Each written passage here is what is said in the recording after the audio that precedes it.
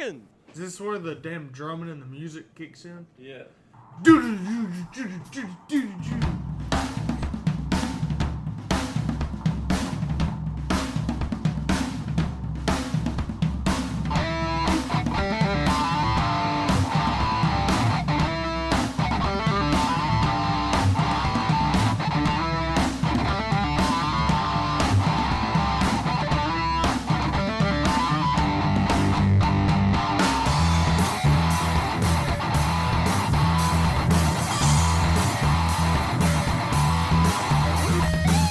What is going on, everybody? Hello, welcome.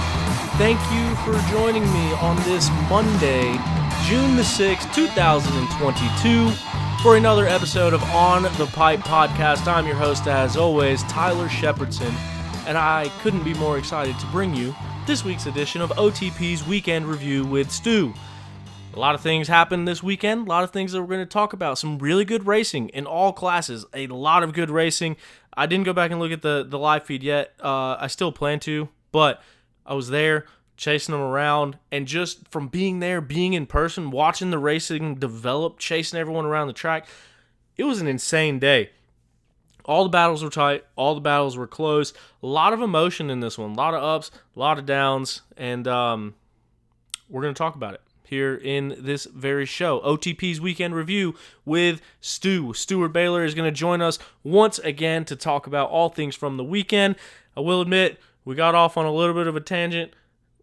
We kind of covered some other topics, but it was a really good conversation, and as always, I enjoy Stu's time and very much appreciate him dedicating his time to the podcast and to offer his opinion and his insights. We talk about a couple different things throughout the industry, then we talk about the GNCC, and then at the end, we go over a bit of a situation that happened among youth ranks that kind of sparked a lot of controversy in the online community. So get Stu's opinion, for my opinion on that situation, and I think everybody can learn something from that part of it. That was the very last thing that we talked about. A lot of good stuff in between here and there. So thank you for joining me, and thank you for choosing to listen to this episode of OTP.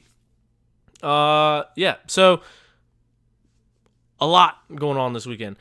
Very good racing going on this weekend. It was the Mason Dixon GNCC up right on the border of West Virginia and Pennsylvania. You actually cross over it, which is where the Mason Dixon line is, which is why it's called the Mason Dixon GNCC. Before we get into those results, I do want to let you guys know that Beta Motorcycles is the official manufacturer of On the Pipe Podcast. They just released the pictures of their new bikes, and whew, them things look good. But Beta Motorcycles has been family-owned and operated since 1905. They manufacture the finest enduro, trials, and dual sport motorcycles that are known for their premium quality and rideability. Beta Motorcycles are the best-looking bikes on the market, and they just got even better looking when you didn't even think that it could happen. It just happened. I seen it with my own eyes. But they also back it up with their superior performance. Head over to betausa.com for more information on their available models or to find a dealer near you to get yours today. If you did not see the new models, go check them out because they are sick. And that's just not even me being a Beta guy. I'm very happy for Beta's support. But pretty much everyone that has seen the bike in person, even the bike that I have, that's the first thing to say. I haven't encountered anybody that said that the bike didn't look good. And now the new one looks sick. I think they look even better. So check them out, betausa.com. And, get yourself one, potentially. This episode is also brought to you in part by Zach Tussle at Raymond James Financial. Zach is a racer and a financial advisor that helps his clients win when it comes to retirement and financial planning. If you or someone you know wants to save and invest for their future or is already retired and needs advice for income during retirement, Zach Tussle is always my first recommendation. Find out more by Googling Zach Tussle or on their website at financialadvisorsdenvernc.com. That tangent that I mentioned that Stu and I got off into, it's one that we've talked about before. We dove into it again. We said some of the same things. We brought up new points. bear with it, get through it. It is a very important conversation, and a conversation that needs to be had more frequently. So I don't care if we repeated some of the stuff. We need to talk about it again. I might talk about it next week. Might talk about it tomorrow. I don't know, because it needs to be talked about. But it was the money of the sport, the money that the riders earn, and on a grander standpoint, from a team standpoint, from an economic standpoint, from a comparison to Supercross and motocross standpoint. And one of the things that we talked about is the money is comparable to regular jobs that you or I can go get, that anyone could go get, that you could work your way into. That's the money that they're risking life and limb and breaking faces, necks, arms, legs for. And I just think there needs to be a way to balance it out. But one of the things, if you were to go down the regular job role and you just ride a dirt bike for fun, then you have things like benefits. You have things like retirement. You have things like that, to pensions, to build up, to work into, that have later in life.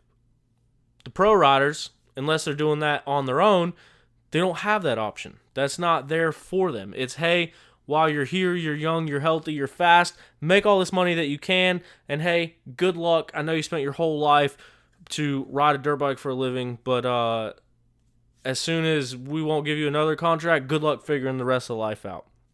Now, the reason I say that is because someone like Zach Tussle, with financial planning and for planning for the future, that is where he can help out. And it's not just riders, it's everybody. Manage your retirement at your job or whatever you're doing. Maybe you're self-employed. But yeah, it's just another step to show how important that is, to plan for your future, to plan for your financial future.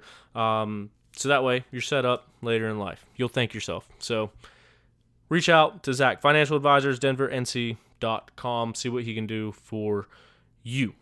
Let's go over results. Let's talk about the race. First of all, this Xc2 Battle, I think it deserved more time to talk about, but it was insane.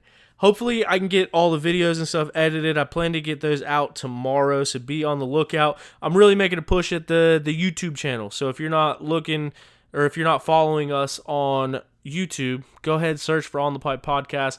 Give us a follow. All the shows go there as well. So for me, I consume 100%. 100% is absolute. I would say 99% of my media is consumed through YouTube. It is the only subscription that I pay for. I don't know how anybody doesn't not pay for YouTube, because it is the best thing ever. You can listen to music, you can turn your phone off, you can keep it playing. You can use it as any music app, but oh, hey, by the way, it's YouTube, so it has every video that you ever wanted to watch ever. And you watch it with no ads. You can run it in the background while you're doing other stuff on your phone. You can close your phone. It still plays.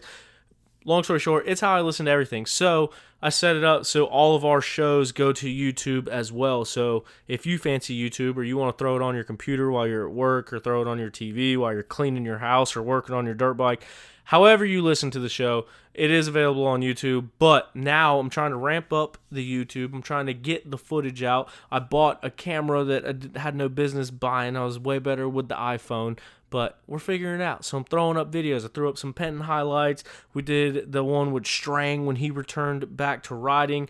We put up the podium interviews. Oh, I forgot all about that. That is one thing that I wanted to try out. It's something I thought about for a while, or I thought about trying to figure out how to incorporate it, and now I just said, I'm going to film the whole thing and throw it up on YouTube. So you can go watch the podium highlights from the Mason Dixon GNCC, and from here on out, my plan is any race that I'm at, I plan to film the podium presentations and put that straight up onto YouTube. And the reason being is that is when you find out more about the race than anywhere else. That's when you hear everything that happened, and it's moments after the riders come off the track, and they just lived it. They just experienced it. It's still fresh in their mind, and they're going to tell you exactly what happened out there.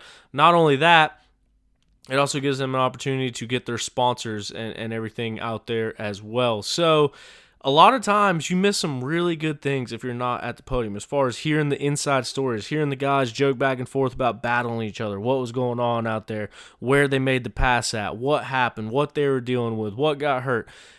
It's really where you can find out more information than anywhere else, is listen to the podium presentations. And most of the time you look around them things and there's no one there. And I don't blame anybody for that. I mean, you got to go back, get your camper packed up, get your bikes loaded up, and hit the road and get back home. Everyone's got to be at work on Monday morning. So I get it. And that's why I stayed there, filmed the thing, put it up on YouTube, so that way you all can hear that. You can hear it directly from the riders. And, I don't know. I just thought it'd be a cool idea, so I threw it up there. But long answer to a short statement that I was making. Building up the YouTube channel. So I'm going to put the Mason Dixon highlights up there as well. Going to film some more fun stuff coming up during the week. It is still right in the middle of Up to Something season. Unfortunately, still not ready to put it all out there yet, but it is coming. It is coming very soon. Up to Something season will be coming to a close soon, but it is very much underway right now. But check us out on YouTube. Subscribe if you don't mind. I'm trying to build that up, especially with this whole self-employed On the Pipe Podcast LLC situation. I got to find a way to start churning and burning. So hopefully we can build up that YouTube channel, and hopefully I can figure out how to work a camera and make videos better. But until that happens, I appreciate your support, and I appreciate you following along with me and On the Pipe Podcast. That being said, I realize that I've never really thrown it out there. So I'm just going to give a shameless little plug right now. Bear with me. If you need photos or videos and you're a company that is in the racing world and you're listening to this, I've had several companies reach out about sponsorships and stuff too, but I'm also like a media guy. That's how this whole thing started. So photos, videos, coverage of the race in general, if there's anything like that I could help you out with, reach out to me, shoot me a DM. I'm pretty accessible. My email's pretty accessible. My number's pretty accessible. I'm at all the races. And of course, you can always DM the page. But if there's any way I can help you out or film some stuff, take some pictures of some stuff, advertise for your product on the show, reach out to me and be more than happy to see what we can do for each other. Now, let's get into the results for the Mason Dixon GNCC. Taking the win on the day, his second career victory, Ricky Russell. What an emotional day. What an emotional win for Ricky Russell. He lost his best friend growing up. He lost him this week. And so, no doubt, there's a lot of weight on your shoulders to go into a race with. But I don't know how anybody could listen to any of those interviews or just know Ricky in general and can't help but to be happy for the guy. So big congratulations to Ricky Russell. We are going to do an OTP. See, it's always been called OTP Tuesday, so I want to say OTP Tuesday show. It's most likely going to come out on Wednesday. I'll probably put out an Instagram poll to see if you guys would rather do shows Monday and Tuesday or Monday and Wednesday, but right now it's looking an awful lot like Monday and Wednesday, just to kind of give Tuesday the opportunity for people to rest, recover, do what they got to do, and then also listen to the Monday show, and then we'll probably start putting the other ones out on Wednesday.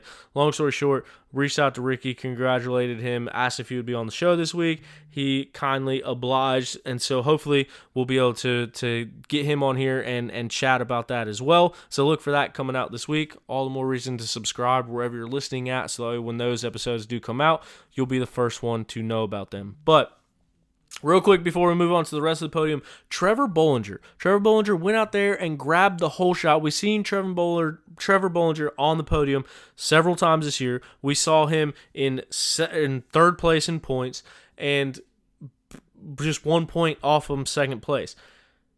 Trevor got out to a good start. He got out to an early lead. He was out front. Him and Ricky Russell bounced back and forth a few times. They were competitive. They were pushing each other. They were pushing the pace. But Bollinger led a lot of that race before he ended up hitting a lapper going into the final lap and broke his hand. So it's a boxer fracture right there on the outside of his hand. So super bummed for Bollinger, but also super happy for Ricky Russell and super happy for every fan that got to watch that, because what a battle it was. What a day it was. It was drama all the way down to the wire. And everyone was just so close. There was so much going on out there. But Ricky Russell grabs the win. Grant Baylor ends up in the second place position. Grant Baylor went into the woods almost last. And then every time I saw him, he just plugged away a little bit more. He was a little bit behind Strang, and then he was a little bit closer to Strang, and then I actually got on video one of the times that he passed Strang, and then the next time he was a little bit closer to, I think, Toth at the time, and then he was a little bit closer again. Basically, what I'm getting at is as the race went on, Grant Baylor kept chugging,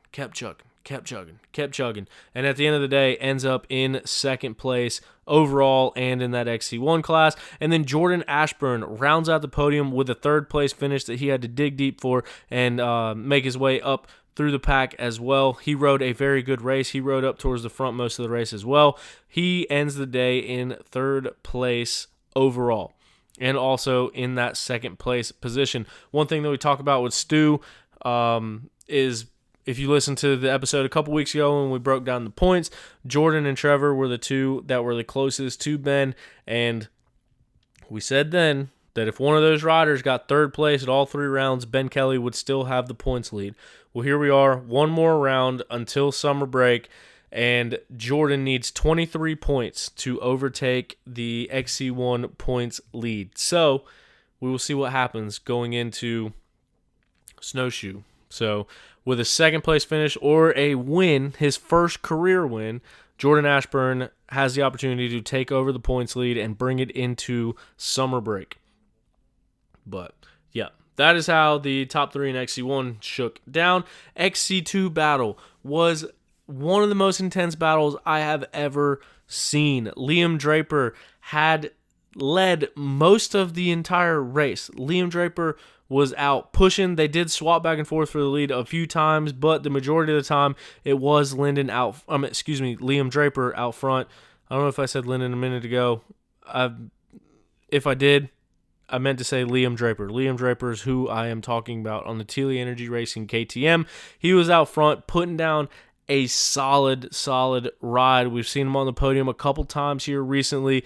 This time he was on his way to a win, or so it seemed, before his bike let go on the final lap. I guess it started losing power and smoking before that. It finally let go on the final lap, and I was actually behind him as he was getting towed in from the woods behind a quad. So super gutted for Liam. He was putting together a good day. He looked great out there on the bike, but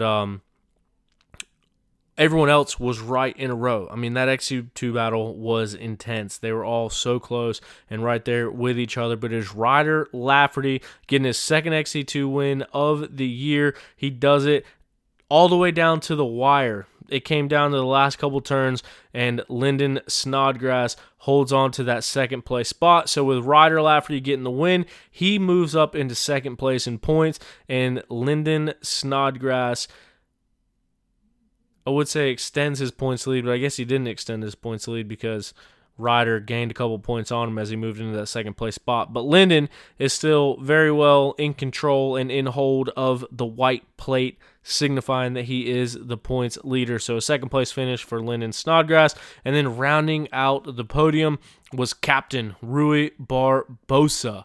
He went out there, put his head down. A lot of emotion, a lot of character in Rui Barbosa, and it's awesome to see. It's awesome to see him up on the podium. It's awesome to see him in America making it happen. Super pumped to see Rui Barbosa on the podium once again, making all that work and all that effort pay off.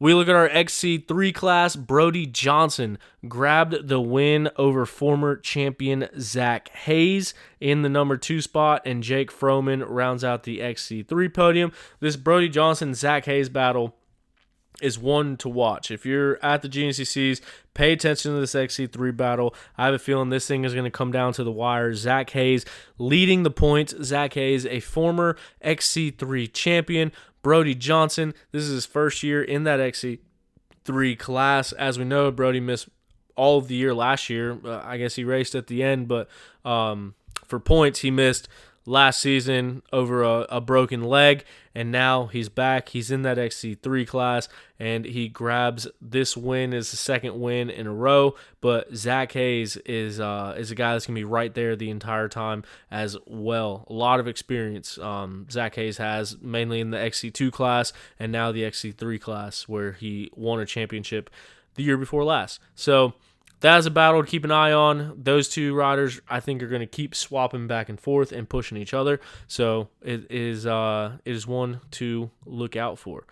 And then top amateur on the day, Grant Davis in the 250A class. He grabs the overall top amateur, and the top amateur podium was actually all of the 250A class. So it was Grant Davis, Trevor Maley, and Jason Tino. So they were all out of the 250A class, but Grant Davis was your fastest amateur rider on the weekend. And then in the morning, to kick things off, TMFJ, Taylor MF and Jones, goes out there and grabs another win. It's cool to see Taylor back. Like, Taylor's back. And we saw her dominate for 3 years there. And then wasn't getting the results that she had been used to and no doubt expected. But now she's back. I think at the second round, she went on the podium and said, I'm back. She was on the podium then, but now she's clicking off wins. She's back. And it's cool to see. So Taylor Jones goes out there and gets the win. Brandy Richards joins us once again for some GNCC racing and gets second place once again at some GNCC racing. So she's out here trying to figure out these tracks, figuring out the 2 hours, but she is putting herself up there as well. I would like to say that she'll probably be at some more GNCCs going forward. With the dominant riding that Brandy Richards has at the ISDE and out west in the series that she's comfortable running, there's no doubt that these second place finishes have to be eating away at her. So I would expect her to be coming back hungry for a win at the GNCC series. And maybe this is a tester. Maybe we'll see her running this as a main series next year. But she gets second place on the weekend. And then Corey Steed was your third place women's pro rider on the weekend. Some injuries that happened over the weekend. Want to throw out some T's and P's to once again some more riders that are a little bit down and out. Rachel Archer being one of them in that WXC class, battling up front with those ladies. She was already dealing with an illness that she announced on her social medias last week, and then she tries to race, and ends up getting hurt. Last I heard, it was a suspected broken wrist. Don't know if there's a confirmation on that or not, but bummed to see that happen. As we mentioned, Trevor Bollinger led a lot of the XC1 race before he fractured his hand. Right now, his tentative plan is to race at Snowshoe, but T's and P's that these next 3 weeks he can get some healing in that wrist as well. Josh Toth got his foot caught and ended up pulling something in his groin that ended up having him retire from the race earlier than he had expected. So hoping that is just an ouchie and not an uh-oh in the case of him. Lane Michael had some shoulder issues in the past, and it seems to continue to plague him. As a fella myself that had over 25 shoulder dislocations and a couple shoulder surgeries to try to fix that thing, and then AC separations and everything on the opposite shoulder as well, I can relate. Shoulders are very stupid. They are the dumbest joint. Knees would be the next dumbest joint, but shoulders are definitely the dumbest joint. They're the most prone to injury. They're the most nagging injuries, and they're the ones that will keep reoccurring because it is such a dumb joint. It can pop out in any single direction, so it's just really stupid joint. Whoever made the blueprints and developed these water suits that we all wear around our skeleton, it was a really dumb idea when they made the shoulder joint. But super bummed for Lane. We talk about it time and time again. He has the speed. He should be up front. And it is a bummer that shoulder injuries are plaguing him. And from everything I heard, I think that's what happened over the weekend. Mike Witkowski, I believe that he had an illness come up as well, so hoping everything's all good with him. Ben Nelko only completed one lap as well. He announced that he's having some health issues as well. So, and sometimes these things can be even worse. If you break a bone, hey, look, that's broken. Hey, I got a rod and a plate, screws, whatever. Wait 8 weeks, wait 12 weeks, and I'm good to go. When you're chasing these health issues, it can open up more and more rabbit holes. So T's and P's to all of these riders. I'm very sorry if I missed anyone. I'm trying to rack my brain, but from this past weekend, I believe that's all we got. So T's and P's out to all these riders. I hope to see them back at the next one. With no further delay, we're going to get into this episode of the Weekend Review with Stu and bring my buddy and yours, Stu Baylor, onto the show. Just want to give a shout out real quick to Armored Graphics. They are a graphics company here in North Carolina. They've been with me since the beginning. You guys have heard about them. When you are shopping for graphics for your next bike, I hope you give Armored Graphics a go and see what the hype is about and why they have the best quality product. And when you order online, use promo code OTP20 at checkout, and it's going to save you 20%. I did have a few people say that they don't like how long-winded these intros are, but hey, listen, we got some stuff we got to get to. We got some stuff we got to talk about. So thank you for making it here. Thank you for listening. Thank you for tuning back in to On the Pipe Podcast. We hope you enjoy your stay here, and we hope you come back and see us another time, no matter how long my intros are. I got to get the information out. But in all seriousness, it meant the world to me when how many people come up at the races and say they listen to the show and say that they enjoy the show. That is 100% what makes it worth it for me. So to each and every one of you, it's like I go to these races, I have all sorts of thoughts about these shows, all sorts of thoughts about the podcast, and it kind of all goes out the window as soon as I go to a race and see the outpouring of people that are saying they enjoy the show, saying that they listen to the show, the people that listen to the show, the people in the positions that they are in that listen to the show. It's surreal to me. It's something I do not take lightly. It's something I do not take for granted, and it's something that I very much appreciate from every single one of you. The long intro's over. And joining us now this evening, this wouldn't be the Weekend Review with Stu without Stu, so here is Stu. Stu Baylor, you're back on the bike, man. You're out there riding today. How are you feeling? What's going on? Never skipped a beat. No, I was just putting in some laps. I plan on racing this weekend, so wanted to make sure that everything felt good, and just got out there after everybody else was kind of done with it and the track was dry. Just for me, it's easy to come back to a dry, non-rutted track or less ruts rather than riding when it's wet and rutted. So it's a lot easier to make mistakes in those conditions. So just spun a few laps, make sure everything felt right, and back to it tomorrow. Luckily, this time I wasn't off the bike that long. My face isn't healed, but I got to pay the bills, and I still would like to think that I've got a shot at this thing in the national enduro side of things, and I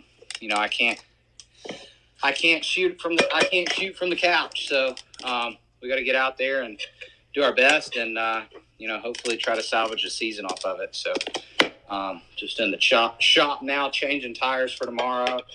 Was running a tube on the moto track. I've gone full moto, and I, of course, pop a tire because, I shouldn't. I don't know what I'm thinking, but I'm actually putting another tube in, which is way more difficult than changing a bib to me. I'm used to just like yanking on tire irons. Like if it doesn't move properly, just like force it.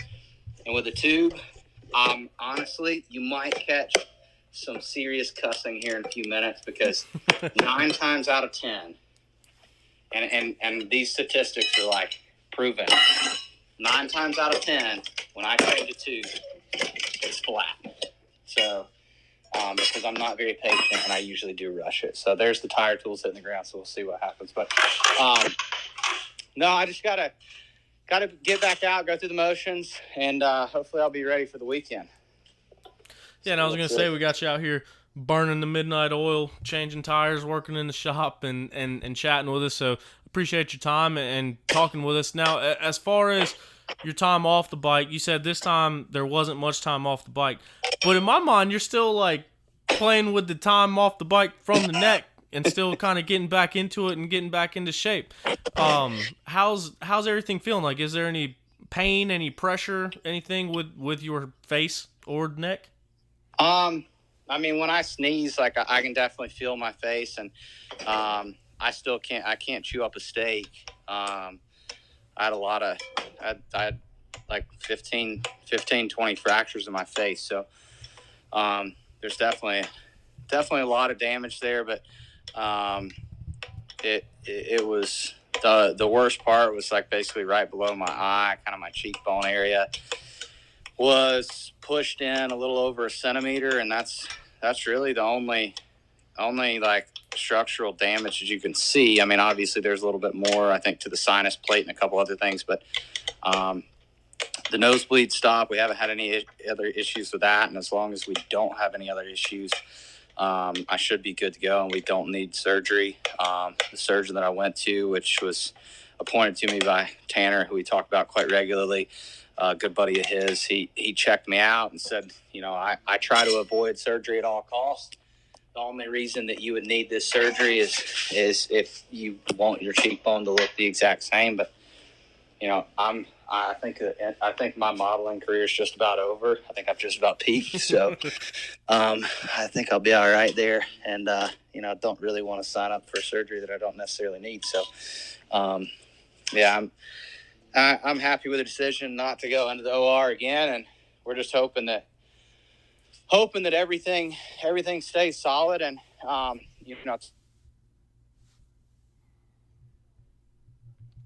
Oh, looks like we might have cut out there for a minute. Oh, now you're back. Sorry. Can you hear me now? Yeah. Sorry, I walked out to the car. I forgot about the Wi-Fi thing. No worries.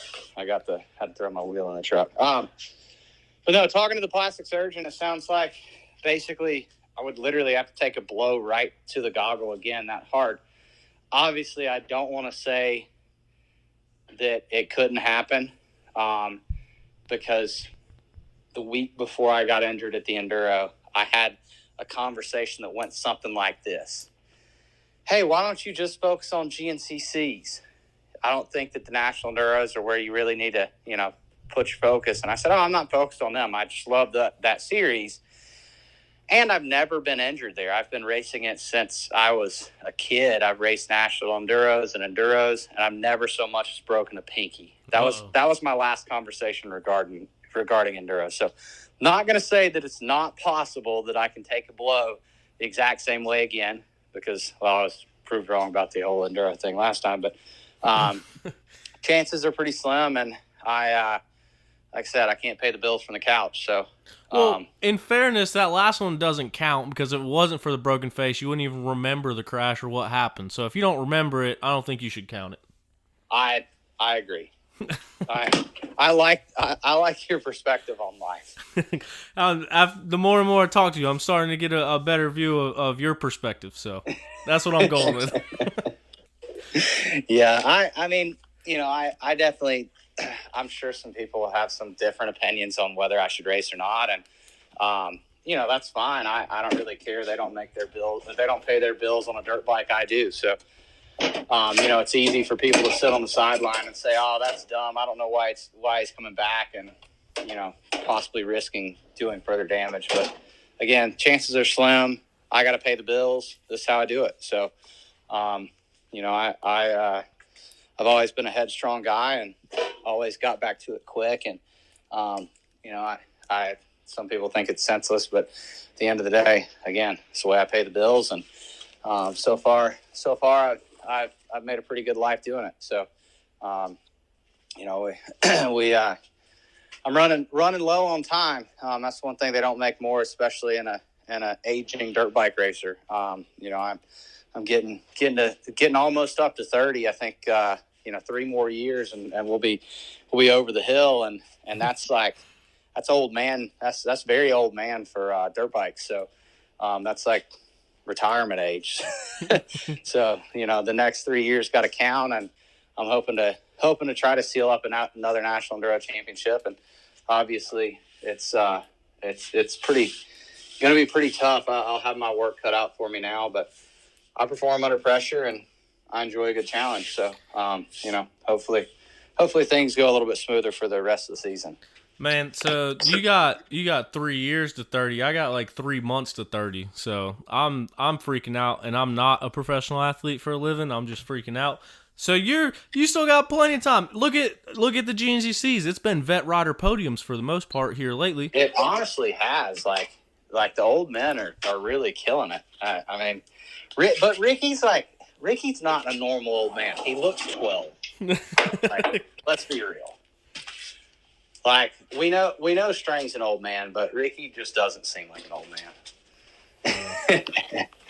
But no, it can be done. Obviously it can be done, but I just kind of where I am with it. I would like to retire around that age of 30. And why do you think that is, that the fall off seems to be around 30 for motorcycles? Because like everyone talks about Justin Brayton like he's going to be drawing Social Security next year. And like when people start getting up there, as the careers kind of come to an end, we see like Caleb retired at 30, and it just seems to be right around that age on dirt bikes in general, whether it's moto and supercross or woods racing. But you look at every other professional sport. I mean, there's dudes in the NFL in their 40s. The UFC light heavyweight champion is 42 years old. And like most of the top contenders in every sport is like mid 30s. And they say that your scientific athletic prime is 32 to 33 years old.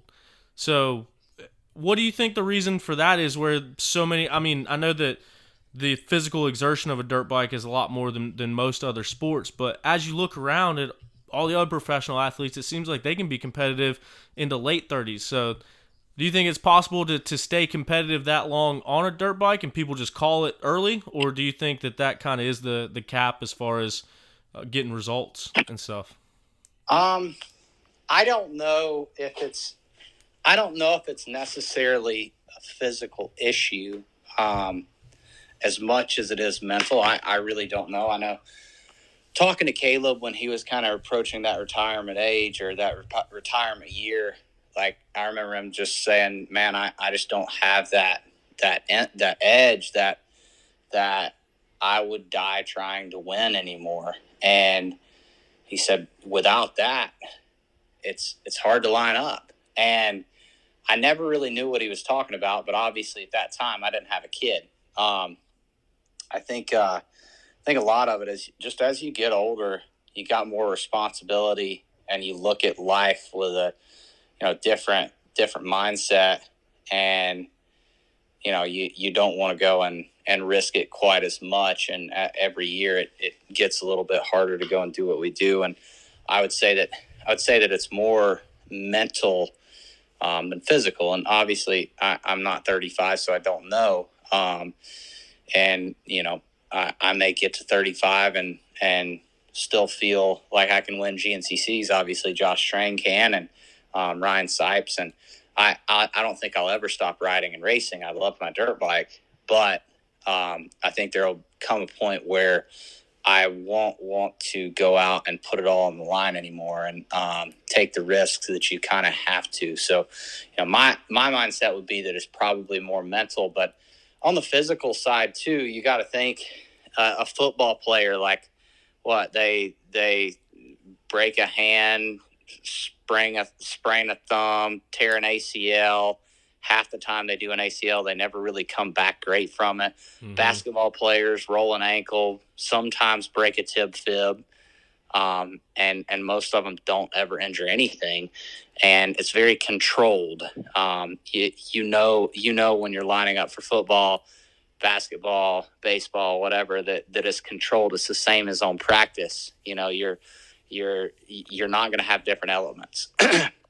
With motorcycles, it's not the same as home practice. We have different elements. It's easy to get injured. And, just my career, obviously I've had a lot of surgeries, and some decent injuries through the years, but, I'm looking at 40 days in the hospital and 11 surgeries, and I'm 27 years old. So, that definitely takes a major toll on your body. And I've noticed, all those injuries, the older I get, the more I notice them. Little things like my wrist bothered me really bad for 2 years. But then after we got everything figured out, 5 surgeries later, my wrist really hasn't had any issues.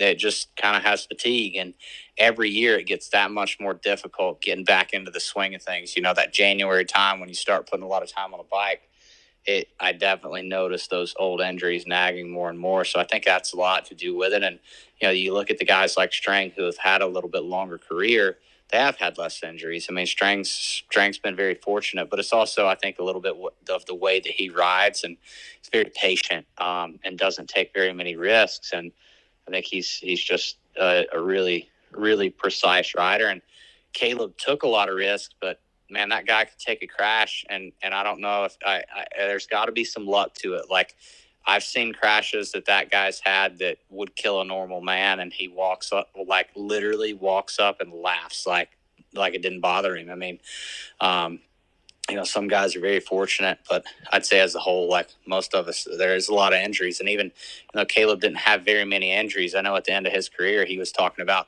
shoulder problems. He had never separate or dislocated his shoulder, but he had to have both shoulders done. And he did obviously that one knee, and I know that gave him a little bit of problems there for a little while. But even just without big injuries, he still had those nagging pains. And I think as you get older, some of that starts to just play an effect. Yeah, 100%. Injuries is a big part of it, especially when you go back to how brutal it is. Like every other sport, you can kind of, I don't want to say half-ass it, but kind of ease your way back into competition. And when you get injured on a dirt bike and you're out a few months, ain't nobody slowing down when you come back, and you're expected to go the same exact speed that you were going before you left. Yeah, absolutely. I mean, most of these companies, they're not going to say, if I come back and I'm not a top 3 guy, guess what? I'm not going to get paid for a top 3 results, and I may have to sign another half-ass contract based on 2 years ago results. And those, that's the problem with the industry too. Like we have to come back. Like, those guys playing football and basketball, they're on a big salary. They don't have to come back. They can take their time and recover and do it properly. They're not going to miss any groceries. Yeah, they're not taking any sacrifices or making any sacrifices. And you look at a dirt bike rider, like, dude, 78% of my income was bonus driven last year. So when you start looking at that, well, fuck, you base your payments, I go buy a new RV, I got a house, I got this, I got that. You base that on average what you're bringing in a year. Well, you have one bad year and you're not racing. Your salary's jack shit. Or you have situations you don't come with back and perform. What's that? I said, or maybe you have complications with a team. Yeah, midway through the season, get left without a job. Yeah, it happens. Yeah, and you look at things like that, and then you're left with nothing, no bonuses, and no way to make an income. So the only way to get an income again is to go back, whether you're still in a little bit of pain or not. You got to go race. I mean, that is the income, and none of these companies paid well enough for what we do. I mean, I think everybody would agree with that. I mean, motorcycle sales, the off-road market is pretty dominant, but yet we're making 10% of what a moto salary would be, if that, and it's, I think that's kind of bullshit. Like you look at guys like Ryan Villopoto, and I remember they were talking about how the guy made $11 million one year, and you look at Caleb Russell, and like his best year was like 700, and that's unheard of, and off road, like that number's just flat out unheard of. But we don't have that luxury to, like, most guys are making less than 6 figures. So which, for a normal person, okay, great, we've got a 6-figure job. Well, for me, my wife can't work a full-time job because we travel to the races too much. I have to have her there. Like, I need the hands and somebody making lunch, whatever. Like, when we get to the track, it's straight business. So I think a lot of it's just we never get that time. We don't have that luxury to get the time to recover, so we just put our bodies through so much more because of that. And and then on the flip side, you got teams, like every team, the contracts written in there says that they can fire you if you can't ride for 30 days, 60 days, 90 days. They can put whatever the hell they want in there, and every contract has one. So they tell you that they want the best out of you and they want you to take chances. But then when you take too many chances and you get injured and on your head, they can also leave you. So, that's a big shitty part of the industry too. I mean, it doesn't normally happen, but obviously it has. And, I think that's a tough one there. Like, all of us riders are kind of at the mercy of the teams. We don't have any representatives to make sure that we don't sign something like that. So it is what it is. We got to sign it because the next guy, if we don't, the next guy will. So, man, that's exactly it. And you just said that the teams have the advantage. The teams have the upper hand, and it's the money thing. And we kind of talked about not getting into the heavy topics, but this is just one. This has been a mountain that I've been standing on from the beginning of this thing, and part of the reason I started the podcast is to bring the same type of coverage to off-road as there is in motocross and supercross, because there's absolutely no reason why off-road shouldn't, you guys, there's no reason that you all shouldn't be making the same exact money that the motocross and supercross guys are getting based off of what you're doing and what you're risking and the style of racing it is. But not only that, if you look at manufacturer contingency money that they pump into the series, there's way more going into off-road series than there is motocross series. There's way more people showing up at GNCCs and National Enduros than there are equivalent motocross races. I don't know what the cap is at Loretta's, but I mean that would be the biggest event, I would think. But that's the thing that I just, how does that change? How does that flip to where the teams don't have the advantage and the people, the puppeteers, if you will, don't have the advantage, and it puts the power back with the riders to where the riders can hold out and get the contracts that are advantageous for them? Because that's how it should be. Like I don't know how unions work and how all that stuff works, but what if everyone just quit showing up until all this stuff was changed, until money was changed, until funding was changed? I don't know. It's just it seems so out of whack on that side of the sport versus this side of the sport. Yeah, I mean, I think that probably the best way would just basically representation, because you're not gonna get everybody to get on board. Like, I mean, even when it comes to riders' salaries, like, dude, these guys, they all think it's a big secret because the teams tell you not to tell anybody about your contract, and half these kids literally won't even discuss it. They're like lip sealed over their $60,000 ride because they think it's the best thing that's ever happened to them. Meanwhile, they've put their entire life into this. Their parents have sunk hundreds of thousands of savings into this, and they think that it's a big deal. They think that this $60,000 ride, which when you break down 60,000 into the 13 GNCCs, 10 National Enduros, 6 Sprint Enduros, and 3 months in Florida, 60,000 don't go very far, bud. Like, that's just, the way I got to look at it. But these kids don't know any better. I mean, they think that that's a great number, and they'll sign for whatever they got, and whatever will give them a ride. So, and the teams know that. I mean, it puts everybody in a bad position because if let's say that I turn down a ride for $50,000, and just hypothetically, which I know Trevor makes more than this, but let's say Trevor takes it, like, and Trevor's a very podium capable, possible race winner. I mean, like, okay, well, now Trevor hypothetically could have screwed the entire Xc1 class by taking one low offer. Yep. And now Strang wants to go back to bat for next year's contract, and he wants $100,000. Oh, well, sorry. We know that Trevor signed for 50. And the industry talks. I mean, they do. Like, every team kind of discusses what everybody's making.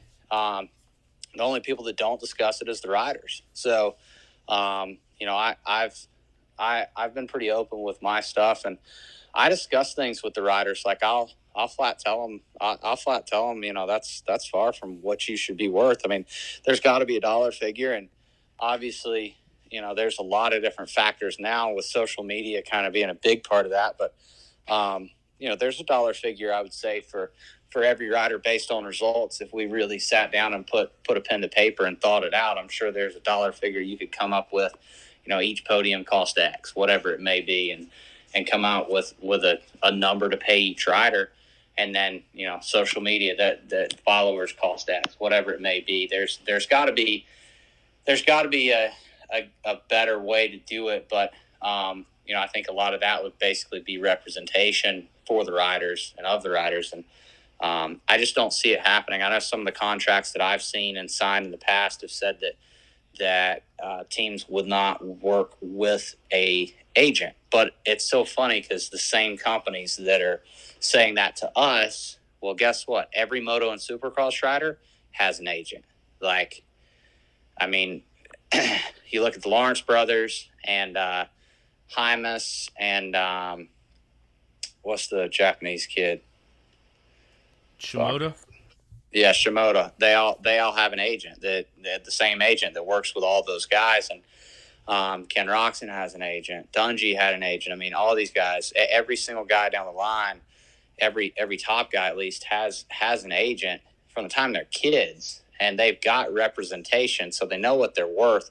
Actually, they don't even have to know what they're worth. The agent's going to do that work for them. But in the off-road, like I said, I mean, there's contracts that literally prohibit you from even using an agent. So, that's the tough part is I think that I really personally just think that there would have to be representation, because you couldn't form a strike. Like, somebody's still going to go racing. I mean, if nobody else is showing up and somebody's got a bonus, well, guess what? He'll be there. Like, somebody will be there, flat out. I mean, I can remember back in the day, like, big payouts. Buren did a big payout at a Mid-East, and everybody texts and says, "Hey, are you going? Are you going? No, I'm not going. No, I'm not going." And you wouldn't want to tell the next guy, and you just want to show up and see if they were there, and everybody would be there. And yeah, it would be the same thing. I don't think a strike would work, but I do think representation would be at least helpful.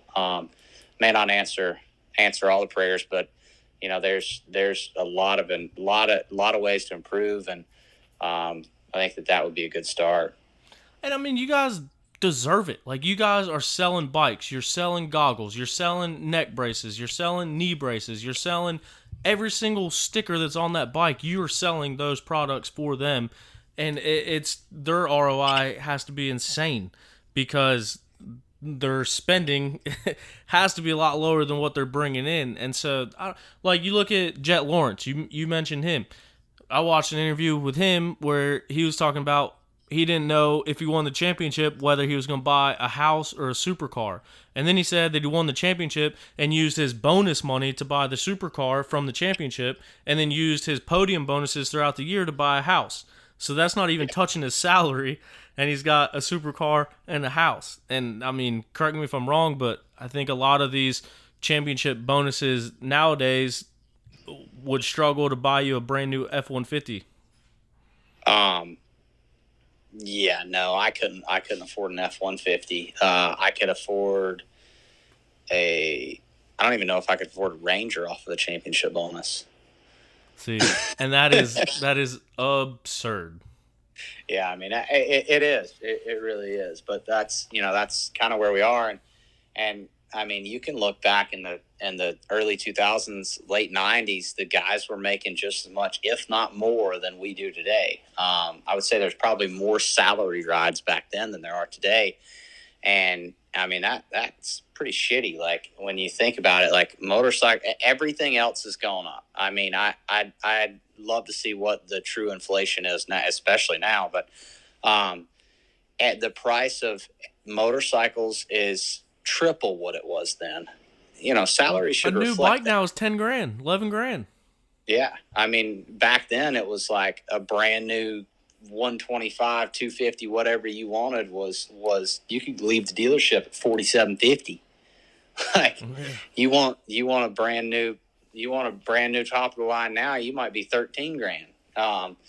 And people are paying over that. They're paying over sticker for bikes now right now. It's ridiculous. But I mean, the salaries and the rider pay definitely has not reflected that one bit. There's, like I said, there's probably, I would say that David Knight and Caleb Russell made the same amount, 10, 12 years apart. And you look at any other industry, I guarantee that whatever other industry you want to compare to, if the average salary 20 years ago was 40,000, it's 60 to 70,000 now. So, that's that almost everything reflects except this industry. And it's a tough one. Like, I can get caught up on this shit all day, but, there's very few answers, but, I think representation of the riders would probably be a good start. Yeah, and I don't want to harp on it because it's just going to go in a circle, and it's absurd. I think it's absolutely crazy, but I don't know. I don't know how you change. Like you said, starting out with representation, but I don't know. It seems like at some point something's got to give, especially. And I think a big part of it is, like you mentioned, if someone can make 60 grand to ride a dirt bike, they're stoked. Like 60 grand outside of dirt bike life is a pretty decent job. And so if you can get that to ride a dirt bike, I think people are just happy to get that, and so they keep showing up. But realistically, if you hold out and the next guy holds out and you guys all hold out and wait for what you deserve and what it's worth, I mean, you could be riding the same dirt bike for 120 grand. And it's just, I don't think that the market ever resets itself because people keep signing for the same numbers just because they're happy to get money coming in and keep funding the dream, pretty much. Yeah, I would agree. I mean, that's I think a big part of it. But again, you got to, like, these kids think that 60,000 is great. Well, yeah, 60,000 if you're driving 7 miles to work every day and getting a 30-minute lunch break and guaranteed to be home at a certain time, that's good money. But when you're talking, and that's with benefits. Yeah, with benefits and retirement. We got no benefits. We got no retirement. We got high-risk insurance. And on top of all of that, you've got 3 months in Florida. You've got 200 days on the road at Joe Biden's gas prices. I mean, it stacks up quick. So, you start looking at it from that angle, and it's like, well, what is 60 grand really going to do? Is it going to get you to be the best? Well, I can go racing on a $60,000 budget. Absolutely. At an amateur level, I can go racing. If I make $60,000 a year, I can live a life, have a house, and go racing and get mediocre results at an amateur level. At a professional level, $60,000, well, you got to factor in, you're going to have a trainer. A good trainer is going to cost you $1,000 a month. Well, chip that down to 48 grand. You want to have, you're going to have to take a lot of supplements. I mean, my supplements a year cost me about $6,000. So now we're down to 42. You're going to spend, on average, I spend about $13,000 to $14,000 in fuel a year just to go racing. The average American spends less than, until this year, spends less than $4,000. I think it was like 40, or it depends on where you were, like 4,400 in California and like 3,600 over here. But most of those contracts do include like some type of travel money or gas reimbursement and stuff, don't they? A lot of them do, but hell, most for of these GNCCs, kids, they factor that in as salary. Really? They genuinely think they call that salary, brother. Whoa. I'm telling you, these kids, they see that number and they're like, "Oh hell, that's another $800 a weekend, $500 a weekend. We'll tack that on. That's yeah." Man, I don't mean this to come. Go ahead. I mean, trips back and forth to Florida, back and forth training, riding different tracks every day. I mean, that shit adds up too. And right now, what every team pays for travel, there is not a shot in hell. I don't care if you're just taking a Sprinter and hotel in it. Not a shot in hell that you're taking any money and putting it in your pocket. You're spending every bit and then some. I mean, just taking a Sprinter van to Indiana and back and staying in a hotel, you're $1,400. So you just sparked a new tangent, but I have another tangent that I want to go back on. First of all, I don't want to call this rider out, but it is an XC1 factory rider on one of the factory teams underneath the semi.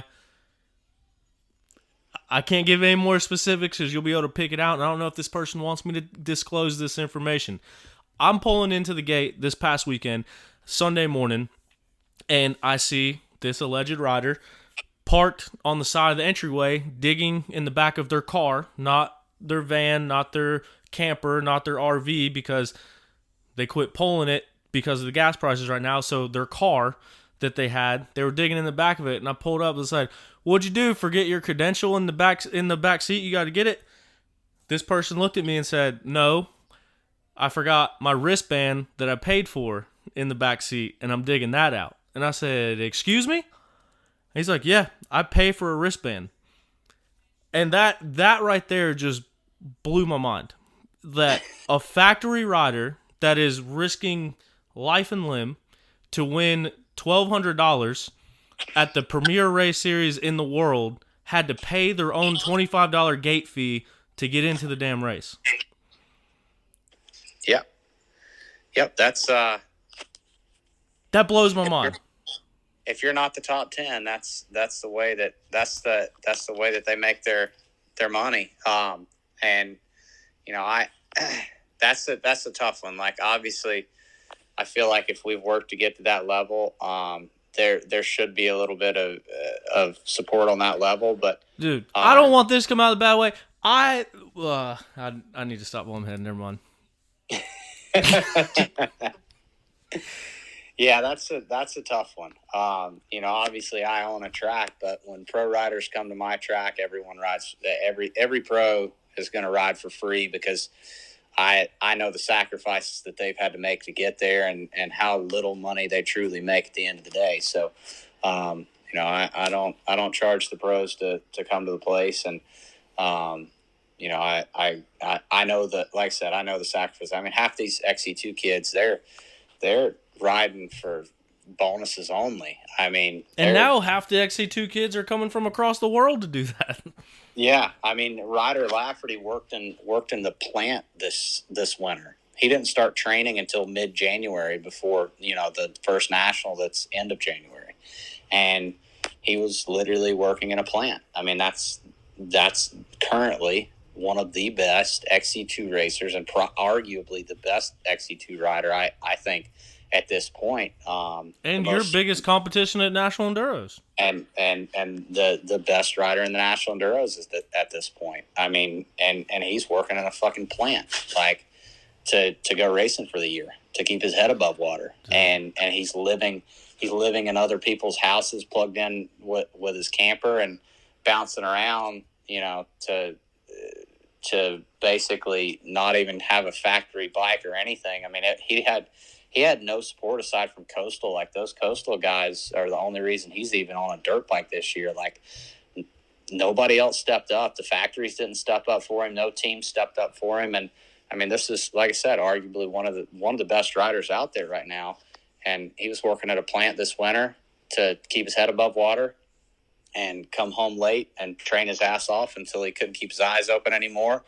And it was a plant in Pennsylvania. So, damn well he's not getting any seat time in. So, I mean, it's when you step back and think about it, like, obviously there's some shitty stuff like that's going on within the industry and the way that the riders are truly treated.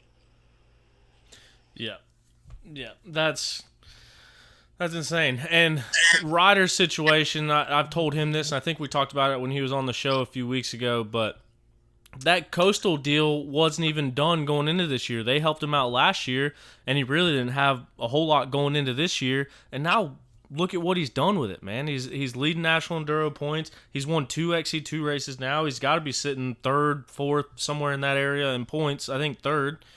And so, yeah, working over the winter to make it happen. So, shit, actually, after this weekend, he may have moved to 2nd because I saw Mike went way back.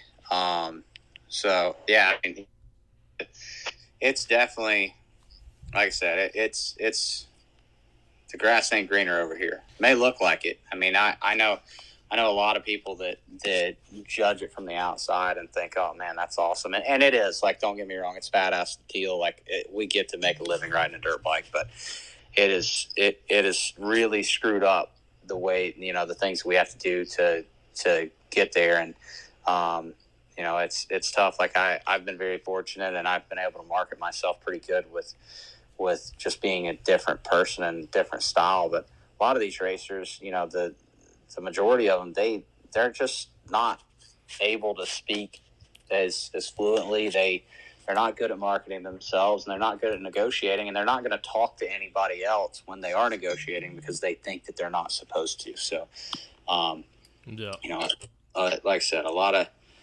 And that's how these deals keep getting done behind closed doors. What's that? I said, and that's exactly how these deals keep getting done behind closed doors. Yeah, yep. And yes, the rider did move into second after the weekend. Yep, so I just pulled it up as well. So yeah, he's chipping away pretty quick, but Landon's consistency is going to be tough to beat. So my last tangent that I was going to go on, and I'll leave it at this, because there was a race this weekend, and 40 minutes in, we'll talk about it. So I was sitting there in my car at the Penton because a rainstorm came through. I was trying to clear some stuff off my computer. Whatever the case, I was sitting there, and I'm looking at the youth riders go by, and I'm looking at the minis go by, and there was a situation that happened at the Penton with a very, very, very talented, up-and-coming amateur rider that will no doubt have some success in the pros, and he had an off race, and his dad lost his mind to the point where wouldn't even let him post pictures because he was so mad at his results. And you look at these mini parents, and you look at some of these dads and parents, and you look at the $500,000 rigs that they're spending $3,000 in fuel to drive to these races and chase them all around. You see these parents paying for these trainers. You see these parents sending their kids to places like the Shoals, to training grounds, to training facilities. You see them spending on nutrition. You see them spending on gear. You see them spending on dirt bikes, all for the chance that their little Johnny grows up to be a professional dirt bike rider. That is the goal in mind. They think they can make it as a pro. And that's when I sat there and thought about it. It was like the percentage of the riders that make it to an Xc1 level, very small. The percentage of riders that have success at an Xc1 level, even smaller.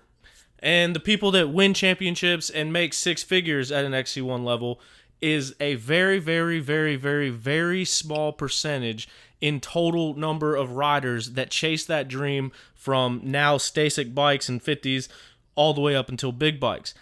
And that's when I sat there and looked at it. And it's like, all of this money is spent, all of this time is spent, all of these things are bought in the hopes that these people become the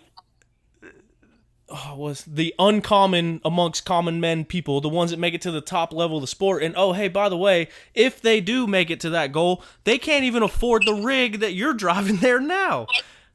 Like that, if they overcome everything and make it to the pinnacle that they can get in, they're probably gonna end up making less money than half of these parents that own businesses pay their lowest paid employee back home digging ditches or whatever they're doing for a job. And that's when, like, the whole idea of how much I don't know, the money thing needs to change. Yeah, I agree. I mean, it's definitely, it's ridiculous. Like, I think that it can change. It's going to take a little bit of work, and a lot of these guys just they're not going to say no. So, well, a lot of work that we're going to have to do. But I've always been pretty open, and hopefully, I'm just hoping that some of these guys will start talking to other people, and possibly, we'll start getting a little bit of headway on it.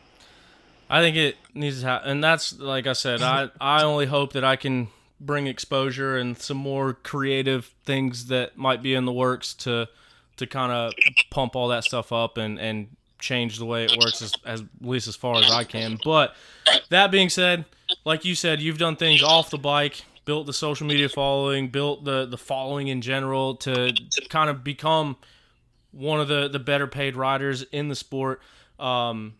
flip that on its head. If you got paid for your GNCC race predictions, then you'd be one of those privateers that are paying above sticker for bikes. Yeah. Your picks were way off this weekend, man. Dude, terrible. I don't know. I mean, I really saw, like, Toth, the way that he turned it on at the end of Ohio, I was like, man, he's going to be good. And this is the race where he should have gotten his first win, or, you know, basically right across the street or over the hillside from there. Same vicinity. So I figured he would do really well. Obviously, he tweaked his knee. Ricky, I knew that he had lost a buddy this week, and like when I had lost a good buddy of mine, I rode like shit. So I kind of expected him to go backwards, and Strain crushed it. So last race, but I knew this one wasn't going to be quite as technical, but he's always solid. So I was like, well, he's probably going to be there. And Bollinger, like he's been very consistent. So there was my picks, and you know, I keep counting out Ashburn. I guess everybody kind of does, but the guy is just constantly there. I mean, he's just clicking off one after another, just staying on that podium, and he's just Brian Dungy in it right now. I kind of expect him to be the fourth place guy this weekend, and like I said, didn't expect to see Ricky up there. Didn't expect to see him riding as well as he was. I didn't expect to see Trevor riding as well as he was either. I mean, he was like watching the live feed, like the shots that they actually captured the guys going through, and you could see like they were riding very aggressive all day long. I mean, I think that Ben being injured after myself being injured was probably the best thing for Xc1, because if you ask me right now, I don't think that I think that this weekend it would have been hard for myself or Ben to ride with those guys. Like just watching their intensity, like I think there's blood and water, and it's a good thing. Like you know, I got injured, so now guys are going, oh well, now we're not fighting for third. And like I hate to say it that way, but I remember when Caleb was winning, I was one of those guys like, oh, I'm fighting for second. And then Thad started performing very well consistently, and it's like, I'm hoping to get that shot on the podium. And I became a pretty solid third place guy, because that's where my goals were. And when riders get that blood in the water, first it was, okay, Baylor's out, so now we should at least be fighting for second. Oh, now Ben's out. Now everybody's fighting for the lead. I mean, like halfway through the race this weekend, aside from Toth tweaking his knee and Lane separating the shoulder, like there wasn't an Xc1 guy that you really could have counted out on the win. Like at the midway point this weekend, there was not a guy in Xc1 that you could say he doesn't have a chance of winning. I mean, they were all right there. Like at one point it had spaced out to about a minute, and then the halfway mark rolls around and everybody's back within like 32 seconds. And it was like, holy shit. Like literally it could be anybody's day. And obviously, Ricky just put his head down. Like they got a good drone shot of him just stalking Trevor and just pushing him, and yep. Played a little bit of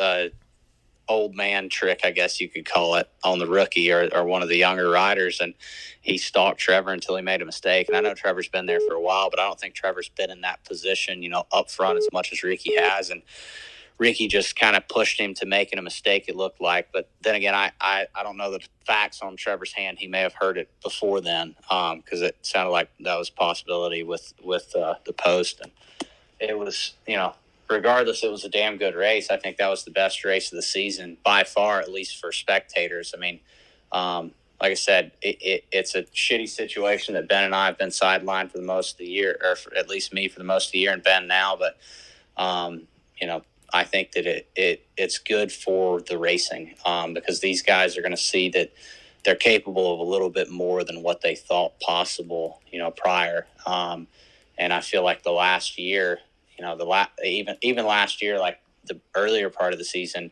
I mean, I had even Ben, I think, a little bit defeated until summer break, and he kind of came to life. But when one guy starts being dominant or two guys start being dominant, it's very easy for the rest of the guys to kind of set their goals on third or set their goals on second or set their goals, wherever they feel like they should be, and they don't perform as well as they should.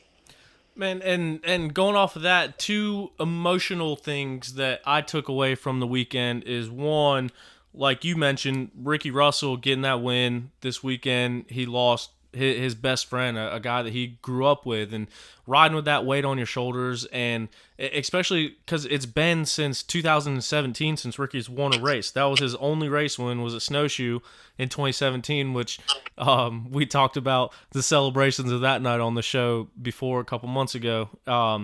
But so to see him get that win, I mean, it hit everyone right in the feels. I don't know, a sane person couldn't watch that interview and with what Ricky said and couldn't help but to be happy for him.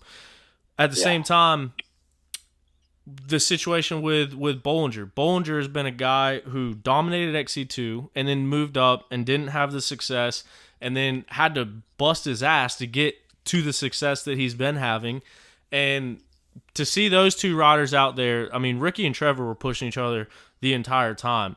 And Trevor's always said the whole year pretty much that if he got a good start, that he could run up front. Well, he got the whole shot, and he showed that he could run up front, and then going into the last lap is when he had that fracture in his hand. So emotional reasons for both of those guys, for Trevor to lose it how he did, but it was awesome to see Ricky get that win and get back in the win column, and especially seeing how well he did at the Penton and running in second place up there to come back here and do a win. But other than that, one of the most impressive rides that I saw of the weekend was Grant Baylor.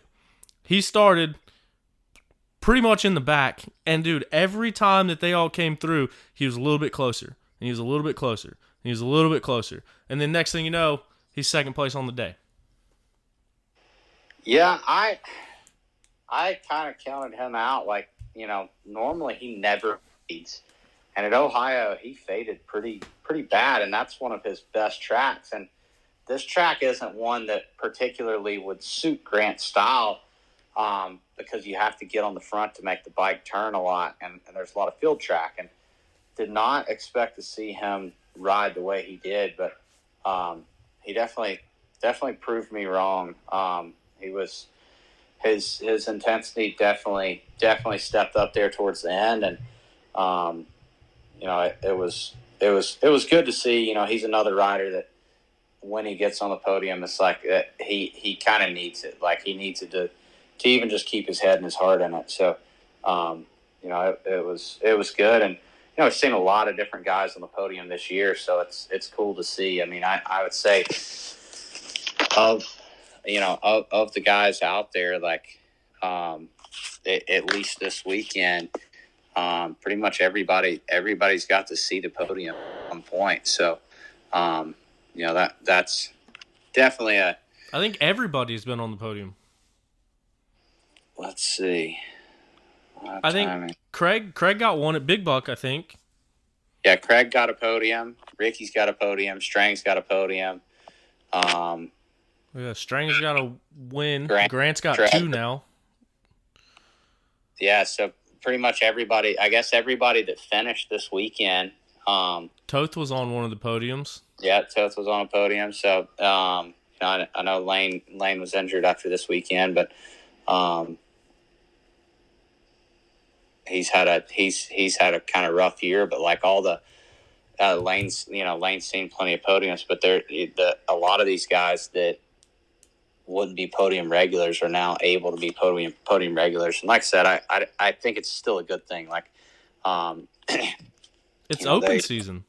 Yeah. I mean, and it just changes that mentality. And man, you get that paycheck a few times, and you're ready to start winning more consistently, and try to figure out, how can we make this more of a regular thing.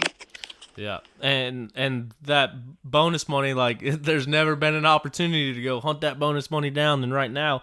But one of the things that I talked about the weekend or the week after your injury, your most recent injury, and Ben's injury, and then Strang actually hammered down on it that week as well, is with Ben being out, there was 2 guys that needed to take advantage of this situation, that needed to go out there and capitalize on it. And we're right in the situation that I kind of laid out in that first episode when I was going through the points and doing the math. I said on that show, if Jordan Ashburn got 3 third places, Ben Kelly would still have the points lead going into Snowshoe. Since I said that, Jordan Ashburn has gotten 2 third-place finishes. Going into Snowshoe, if he gets another third-place finish, Ben Kelly will still be leading the points going into summer break after missing 3 rounds and having 17 weeks to heal and come back and race again. And if Jordan goes out and wins Snowshoe, then he's only ahead of Ben by 7 points. And so it was an opportunity to kind of attack and put the hammer down. And Jordan, I mean, he's as consistent as he can be. Like you mentioned, he's always there. He's always on the podium or right near it, and he's been riding very, very well. But what do you think from his standpoint? Do you think that is going to play into how he would approach it? Like if you were in his shoes going into Snowshoe, is that a concern? Is that a worry, or is it, hey, let's focus on me, let's focus on my race? I mean, he's got to be thinking about the points. I mean, you can't not. And it's tough. I hate to say it, but, man, if you're going to get a win, like, now was the time. He's just about past his window. I mean, it was just an open season. Like, this season was very open, and it's only going to get harder from here, and you know, he's not getting any younger. So, but Snowshoe's one of those races where I could see him performing very well. Yeah. Obviously, you know, even after summer break, I don't think that, you know, myself or Ben is going to come back 100%. So, you know, realistically, yeah, we could still see him squeak out a win, but he's definitely going to have to. He's going to have to get on it if he wants a shot at this championship. And, you know, he can possibly podium himself a championship this year, but he really needs to click off some wins and do it quick if he's wanting it. Yeah.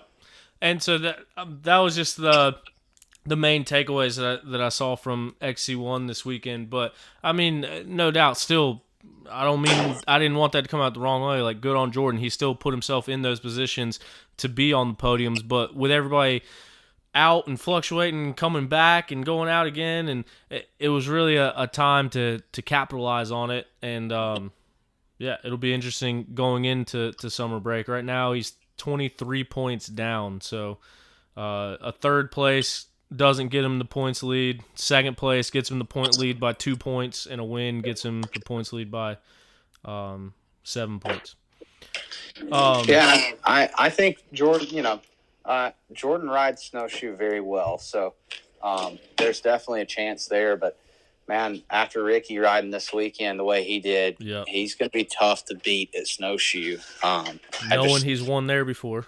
Yep. I mean, he's ridden well there in the past, and we've talked about it a lot on here. You know, the mental side of racing is huge. I mean, that's, you know, that's where I would say the majority of races are won or lost is on that mental side of things. And, you know, it's going to be tough. It's going to be really tough to beat Ricky up there. I 100% agree with that. Another person I think is going to be pretty tough to beat at Snowshoe, and just want to kind of get into this, and then we'll wrap the show up. I don't want to take away a lot of your time here, but the Xc2 Battle was probably the best battle that I've seen at a GNCC that I can remember off the top of my head. I'm sure if I really thought about it, I could come up with a better one, but the point I'm getting at is this Xc2 Battle this weekend was insane. I was going back through some of my footage. For the majority of the 3 hours, I mean, there was a train of 5 to 6 riders that were all right next to each other. Every time we saw Liam Draper, Lyndon Snodgrass, and Ryder Lafferty, they were swapping positions, swapping the lead, but Liam had that thing handled for all intents and purposes. Like, he was out in front, he was running a very good race, and then ended up blowing up on the last lap. So, absolutely gutted for Liam because he's in a situation where he's got to win. He's got to do something to keep the like we were talking about earlier, to keep the dream alive, to sign another contract for years to come. I think he's at the point where right now results matter. We've seen him on the podium a couple times, and now we saw him on his way to a win, which has been quite some time since he's got a win there. But going into snowshoe, Liam's really good in technical stuff, and he's coming off of this near win that he had this past weekend.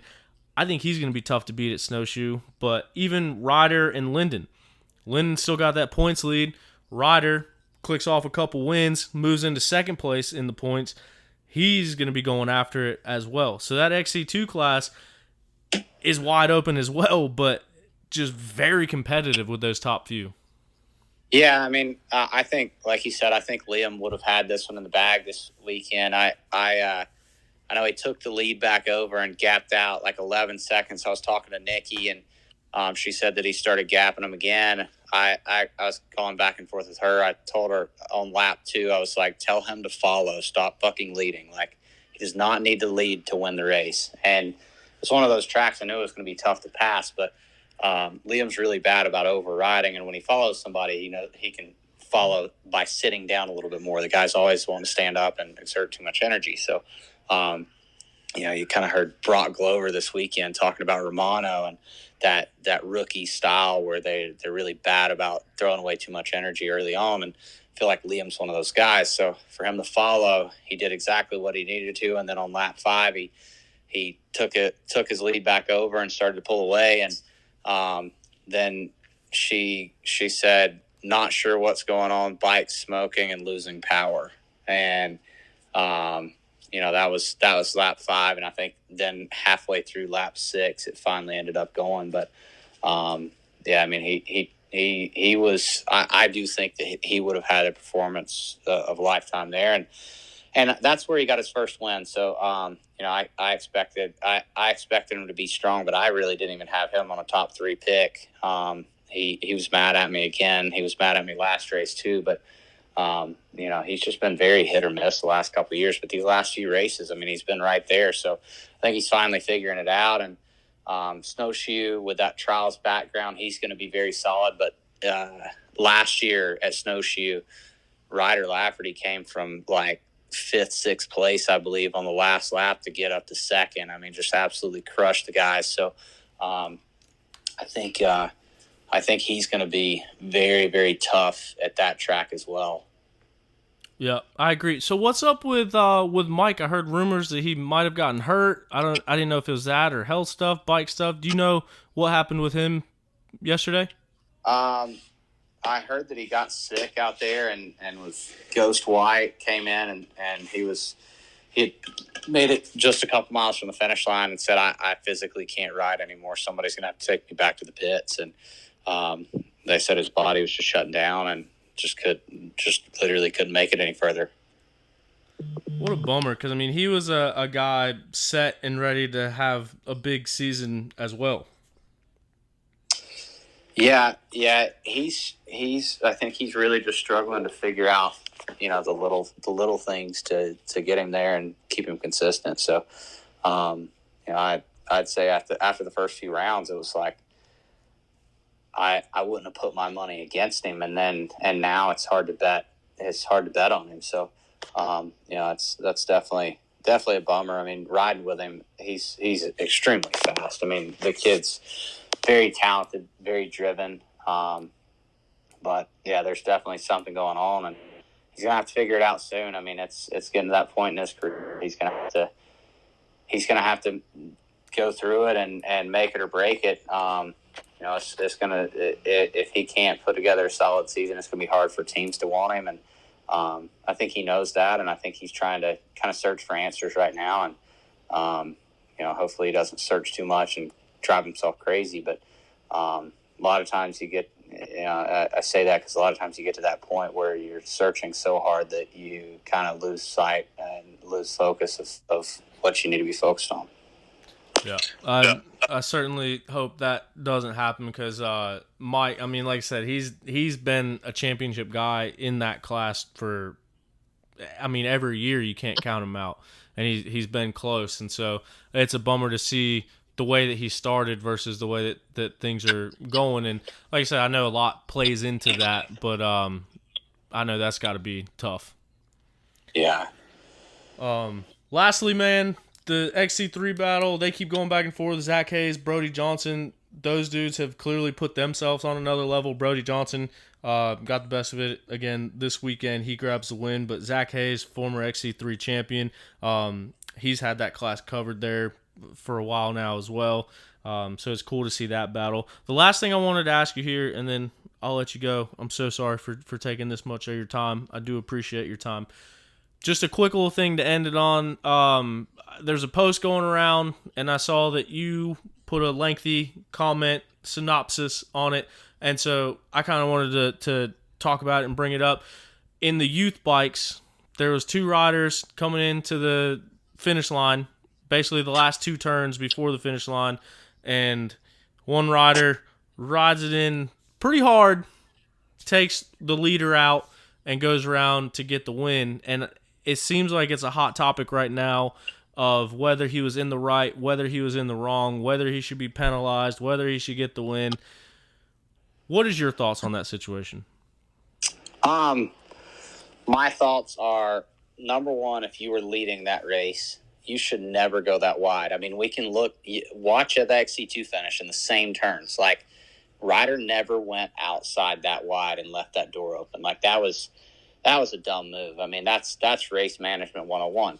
Now, at the same time, these are kids, so I can't be too hard on them. But when I own a training facility, there's no excuse for people not to have race simulations, and that right there is something that we work. I mean, I literally on a 450 will run it in on a kid on a 50 and absolutely terrify them. And it's good because in race scenarios they know, and like, I let them come after me too. Like, we do takeout contests with my cousins and stuff, and Grant Davis and I have taken each other out like 1,000 times. Literally turned the lights on and stayed up till like 1 a.m. just taking each other out in bowl turns all night long, and stuff like that. It's fun. It's simple, but like, even in our training, like I said, like we stage, and you see Matt Walker, a lot of these guys do it. Like, you stage a pass, you stage that block pass, and if you watch that video, the front tire of rider number 2 was definitely pushing a little bit. I think he wanted to cut under or try to take that line away, but I don't think he meant to do it quite the way he did. And there's a few reasons. Number one, I can see his front tires pushing. Number 2, you can see that he actually stood his bike up at the last second, which means he wasn't going for the takeout. He was bailing out of it. Like, when you stand up like that, you're because if he would have gone for the takeout, like, basically what I mean is if he would have just leaned into it, he would have cleaned old boy's tires out and took his front end clean out from under him, and he would have landed right on his face. But if you see that he kind of knocks him up and out of the line. So my opinion, and remember, this is coming from somebody who literally takes kids out for fun. Honestly, I do, but usually it's only my blood relatives. I let other people, like, if they're training with us, I let them take me out to make them feel good, but only in right-handers because my left knee's too bad. But so no, I mean, from somebody who has staged hundreds, probably thousands of this exact scenario, and seen this play out 1,000 times, that was a bailout. Like, I think it was Baisley was in second, possibly. Yeah. I think that was a takeout move that he was going for, or a block pass move, but it wasn't dirty. It wasn't passed head on. It was taking somebody's line away, being very aggressive. Don't get me wrong, but man, I'm pretty sure Baisley stayed down in Florida for the majority of this off season. His parents traveled the country for him to ride motocross and GNCCs. Mm-hmm. They probably spend, hell, with Joe Biden's gas prices, probably $60,000-$80,000 a year to take that kid racing and stay at Moto Sandbox. So if it's my kid and the same thing's happening, I'm going to say, you better go for it. We took too much. We've done too much work to get here. And if you don't leave it all on the track, like, where are you going to leave it? I mean, at the end of the day, like, yes, it was an aggressive move. And even if it would have worked out the way that I think he intended it to, kind of a block pass, a bump out of the way, it would have still been aggressive. Don't get me wrong. But, I I saw him stand that bike up at that last second, which tells me that he was kind of bailing out of it, just didn't know what to do. So it wasn't a 100% intentional takeout. I think, like I said, I think he went to take the line away. I think the front end was pushing because it looked a little marbly and hard slick underneath, and you can see he just kind of stood that bike up last second, bumped into him. Riders went both ways. Luckily, he was on the inside and he got the advantage. But there's a lot of Facebook warriors and a lot of different ways to look at it. But the way that it was compared on Supercross, and honestly, I think even if you look at a lot of these Supercross crashes and takeouts, like a lot of them, like, man, that's racing. Like, shit, you try passing one of the best riders in the world on a 12-foot wide track. Like, it's pretty difficult. And when you're talking GNCC, like, you try passing one of the best riders in the country on a 12-foot wide track or a four-wheeler wide track. I mean, it's difficult. So, you do what you got. You do what you can with what you got. And if they ran each other into a truck at high speeds or ran each other into a tree at high speeds, all right, now that's a little bit that's uncalled for. But I can definitely say that I don't think it was intended. I think that yes, it was a shitty situation, but taking it to Facebook didn't make anything any better. And see, I'm with you on some stuff, and then I'm kind of opposite on some other stuff. So one of the parents involved reached out to me about it, and that's kind of one of the reasons I wanted to ask you about it, because as soon as I clicked on it, I saw what you said, and I agreed with pretty much everything. But I will say, I think that rider was 100% not trying to make the turn and 100% trying to make that block pass. I don't think he was trying to take the kid out. I don't think he was trying to wreck him, but I think he was trying to get in his way to get the win. Absolutely. I mean, he was taking that line like he was going for the block pass. But like I said, I don't think that it was a... Like you said, he realized he was coming in hot and checked up. Like, he didn't cream him like he absolutely could have.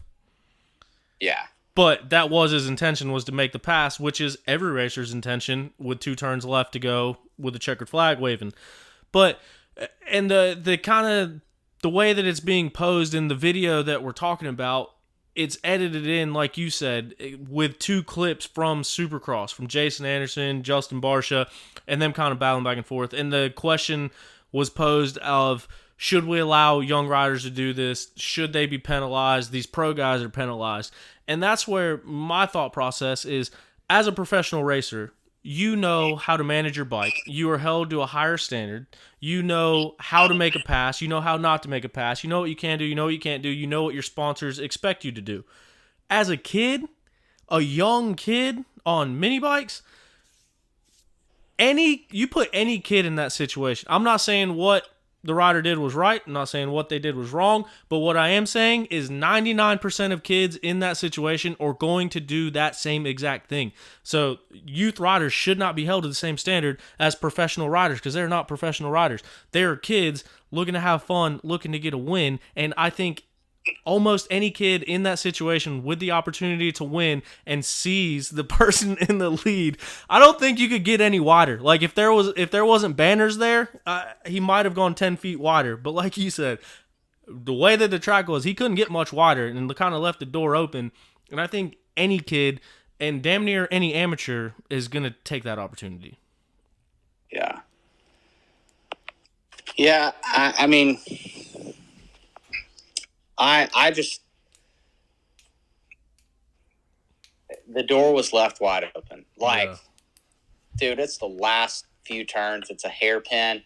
If there's a place to leave the door open, that's the worst place for it. I mean, like I said, just watch the Xc2 Battle down to the finish and tell me, you can't tell me right here that if Ryder Lafferty would have left that door open, that Lennon wouldn't have cleaned his clock, because you know damn well I would. Like, I'm sorry. I mean, no, you're right. I mean, we've seen, I forget who it was. I think Strang and somebody else, maybe Strang and Knight, something like that, Steel Creek, 07, 06, long time ago. Same thing. Guy left the door wide open, cleaned him out. There's been Barry Hawk and Glenn Kearney coming to the finish at Steel Creek, cleaned him out. I mean, it's the same thing, going for the race win. And there's been a lot of those. Like, man, if you've just spent your entire day trying to catch this guy and you've got one last chance and you know that that's your opportunity, then by all means, somebody's invested a lot of time for you to get to that level. Take it. Like, I'm not saying go and break somebody's leg, but like, I don't think that was a dirty pass. No. It was an aggressive pass. Yep. I think that was a very, very aggressive move. But, you know, we race dirt bikes. We don't play soccer. We're not here for team sports and soccer moms. If we were there for that, then we wouldn't drive 1,000 miles to do something for ourselves. I mean, we are selfish people. Like, there's a reason that we don't get on with team sports. Like, if we did, we would play them. That's just my opinion on it. I mean, and I may be wrong and I may be ridiculed for it, but, you know, coming from a family that gave up everything to go racing, like, man, when I lined up to race, it was my job to perform even before it was my job. Like, that just is what it is. I mean, again, my opinion, I may be wrong. I'm sure the Karens will probably think so. And it sucks when you're on the other side of that and you're the one getting hit. I've been hit. Like, it sucks. And you want to be mad and you want to say that, you know, that's uncalled for, unsportsmanlike, and the list goes on. I mean, you can get the AMA involved, whatever you want to do.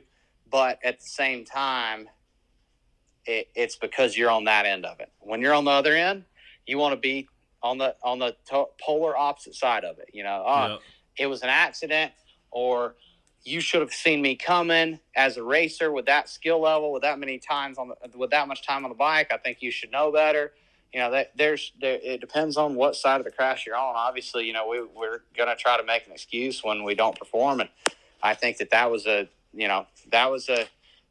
a bad call from rider number one, just leaving that door open. I mean, that's for me, that's what I saw. Like I said, might be wrong for it, but from what I see, I think that it was just something that should have never happened, obviously, but man, the door was left wide open. Take advantage of it. Like, that's what we spend all this money going racing for, is to win. So not only that, you know, that's everyone's textbook finish, a battle all the way down to the wire. But I mean, you said it best. It was an aggressive pass. It wasn't a malicious pass. And so when the first year I was riding dirt bikes, I missed. I went to Loretta Lynn's area qualifier with TJ Snow, and I missed the cut by one position. And in the last left-hand hairpin turn, I went outside, and the kid went right up underneath me and took the last qualifying spot. And so, all it takes is once, and you're not going to do that again. Now my handguard's hitting barrels going into scoring, but I guarantee rider number one in that scenario will not pick the outside line next time he's in that situation. Yeah, most definitely. But anyway, man. Yeah, like I said, I may be wrong for those thoughts, but you know, there's a reason I have my guys practice that. And if these kids rode a little bit more motocross, you would figure out that is a very, very normal pass at a motocross race. Like, man, that pass at a moto race, ain't nobody batting an eye. I think that the ones that they used on video were a little bit out of context versus what that was, and also they're looking at guys with multiple offenses on live television, full of soccer moms, so they have to dock. And if you look at most of the penalizations, unless it's multiple time offenders, Barcias, I guess, you look at most of the penalties, it's like $2,500. Well, for a Supercross rider, that is literally like $2 nickels. They don't care. It's just for TV appearance. They got to say that, oh, and Justin Barcia was fine, you know, so-and-so, and Justin Bogle was fine this. Well, okay, fine. Well, when you go and hit Malcolm head on and you're past that 90, okay, that is malicious. That is dangerous. That's endangering another rider. That, you know, that's a little bit too far. But like I said, I think that it was a very aggressive move. But man, if it was my kid, I'd tell him to do it 10 times over. And I hate to say it like that. You know, I'm just that's just the way I am. Like we spend too much, we do too much to come to this level and make it to this level and not win if we've got that chance. Yep. I agree. But yeah, man. To bring it all full circle, $2,500, nothing to a Supercross rider. Ricky Russell's career #1 earnings at a GNCC. Double his career. $1,250. Yeah. $1,250 is XC1 win. Maybe someday. But until that day comes, man, I really, really appreciate your time. Wish you all the luck in the world this weekend. National Enduro in Georgia, you're going to be lining up. Imagine you're going to be heading down there here later in this week. But yeah, man, good luck out there. I will be there, so I'll see you out there. And wishing you the best, man. All right, sounds good. I'll see you down there. All right, thanks, Stu. All right, thanks.